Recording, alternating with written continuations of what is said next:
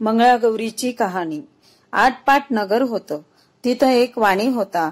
त्याला काही मुलगा नव्हता. त्याच्या घरी एक गोसावी येई, अलक म्हणून पुकार करी.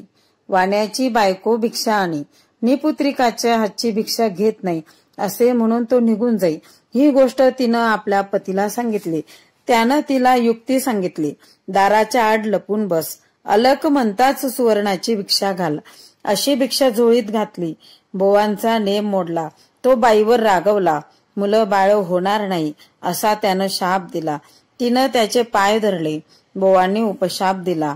बोवा म्हणाले, तुझ्या पतीला सांग, निळ्या घोड्यावर बस, निळी वस्त्र परिधान कर, रानात जा, जिथं घोडा अडेल तिथं खण, देवीची प्रार्थना कर, देवी तुला पुत्र देईल. वाण्याच्या पत्नीने वाण्याला सांगितले. वाण्याने त्याप्रमाणे केले. रानात घोडा अडला. तिथं खणताच अतिशय सुंदर देऊळ लागलं. त्याला हिरेजडित खांब होते, मानकांचे कळस होते. आतमध्ये देवीची सुंदर मूर्ती होती. त्याने श्रद्धायुक्त अंतकरणाने मनोभावे पूजा केली. त्यामुळे देवी प्रसन्न झाली. तिने वर मागण्यास सांगितले. वाणी म्हणाला, सर्व काही आहे, पण संतती नाही, पुत्र नाही, म्हणून दुःखी आहे. देवी म्हणाली, तुला संततीचं सुख नाही.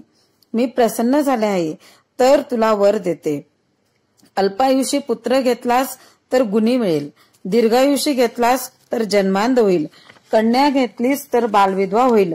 इच्छा असेल ते मागून घे. त्यानं अल्पायुषी पुत्र मागितला. तेव्हा देवीनं, माझ्या मागच्या बाजूला जा, तिथं एक गणपती आहे, त्याच्या मागं आंब्याचं झाड आहे. गणपतीच्या दोंडावर पाय दे, एक फळ घे, घरी जाऊन बायकोला खाऊ घाल, म्हणजे तुझा कार्यभाग होईल. असं सांगून ती अदृश्य झाली. वाण्यानं त्याप्रमाणे केलं. गणपतीनं सांगितलं, तुझ्या नशिबी एकच फळ आहे. फळ घेऊन घरी आला. पत्नीला खाऊ घातलं. तिला दिवस गेले. यथावकाश बाळंतीण झाली. मुलगा झाला. सर्वांना खूप आनंद झाला. 8व्या वर्षी मुंज केली. 10व्या वर्षी लग्न करा म्हणाली. काशी यात्रेशिवाय लग्न करायचं नाही असा माझा नवस आहे, असे त्याने उत्तर दिले.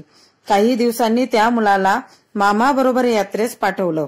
मामा भाचे काशीत जात असताना एका नगरात काही मुली खेळत होत्या. त्यात भांडण लागलं. एक मुलगी दुसऱ्या मुलीस म्हणाली, किती वाईट मुलगी आहेस तू.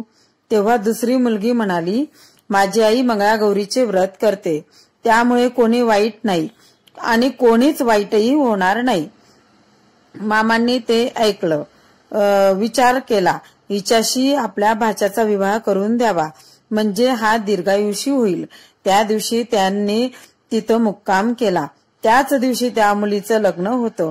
त्याच वेळेस नवरा मुलगा आजारी पडला. मुलीच्या आई वडिलांना काय करावं समजेना. कोणीतरी प्रवासी मिळाला तर बरं होईल, त्याला पुढं करून वेळ साजरी करू म्हणून धर्मशाळा पाहू लागले. मामा भाचे दिसले. भाच्याला नेलं. गोरज मुहूर्तावर लग्न लावलं. दोघांना गौरी हरापाशी निजवलं. दोघे झोपी गेले.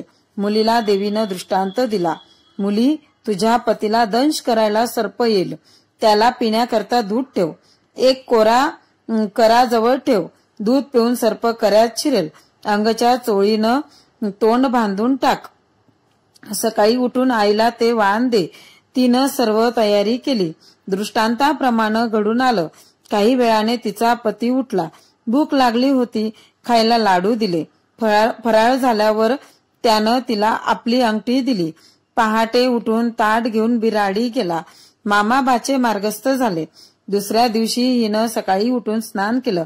आईला वाण दिलं. आईनं उघडून पाहिले. तो आत हार निघाला.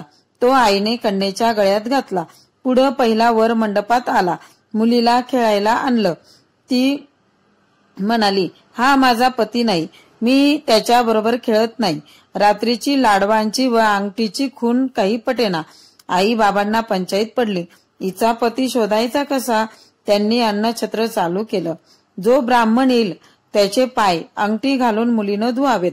आईनं पाणी घालावं, भावानं गंध लावावं आणि बापानं विडा द्यावा, असा क्रम चालू केला. शेकडो लोक येऊन जेवू लागले. इकडे मामा भाचे काशीस गेले. तीर्थयात्रा, दान धर्म केला. ब्राह्मणांचे आशीर्वाद घेतले. एके दिवशी भाच्याला मूर्छा आले. यमदूत प्राण न्यायला आले. मंगळागौर आडवी आली. त्या दोघांचं युद्ध झालं. यमदूत पळून गेले. गौर तिथं अदृश्य झाली. भाचा शुद्धीवर आला व मामाला सांगू लागला, मला असं स्वप्न पडलं. मामा म्हणाला, ठीक आहे, तुझ्यावरचं संकट टळलं. उद्या आपण घरी जाऊ. परत येताना लग्नाच्या गावी आले. तळ्यावर स्वयंपाक करू लागले. तेव्हा दासीने सांगितलं, इथं अन्नछत्र आहे, तिथं जेवायला जा. ते म्हणाले, आम्ही परान्न घेत नाही. दासींनी यजमानाने हे सांगताच त्यांनी पालखी पाठवली. मोठ्या मान सन्मानाने घरी नेलं. पाय धुताना मुलीने पतीला ओळखलं. पतीनं अंगठी ओळखली. आई वडिलांनी त्याला खूण विचारताच त्यानं लाडवाचं ताट दाखवलं. सर्वांना खूप आनंद झाला. भोजन समारंभ झाला. मामा भाचे सून घेऊन घरी आले. सासूने सुनेचे पाय धरले. तुझ्यामुळे माझा मुलगा वाचला असं म्हणाली. तेव्हा तिनं सांगितलं, मला मंगळागौरीचं व्रत असतं. ही सर्व तिची कृपा. सासर माहेरची घरची दारची माणसं सर्व एकत्र झाली. त्या व्रताचं उद्यापन केलं. तिला जशी मंगळागौर प्रसन्न झाली तशी तुम्हा आम्हा हो आणि आपलं सौभाग्य अखंड राहो अशी देवाची प्रार्थना करूया. ही धर्मराजाला कृष्णानं सांगितलेली 60 उत्तराची कहाणी 5 उत्तरी सुफळ संपूर्ण ही आजची मंगळागौरची कथा तुम्हाला आवडली असेल तर माझ्या चॅनलला लाईक करा, शेअर करा आणि सबस्क्राईब करा. धन्यवाद. श्री स्वामी समर्थ.